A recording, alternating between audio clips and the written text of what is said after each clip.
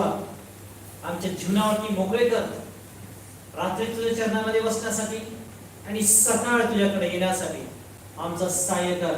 आणि आमच्या जीवनामध्ये तू बऱ्याचशा गोष्टीने छडा लावणार आहे, त्यासाठी मी तुझे आभार मानतो.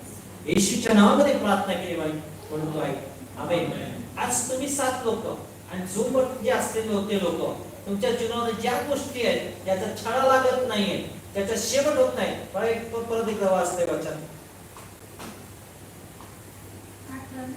यस, ती म्हणाली मुली या गोष्टी कसा काय परिणाम होतो हे समजेपर्यंत तू स्वस्थ राहा, कारण आज तो मनुष्य या गोष्टीचा शेवट लावल्याशिवाय राहायचा नाही. तू स्वस्थ राहा. तू त्याला आज स्वस्थ केला आता तुझ्या प्रार्थनेने.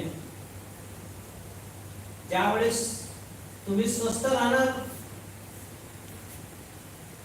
देव कार्य करणार आहे. स्वस्थ म्हणजे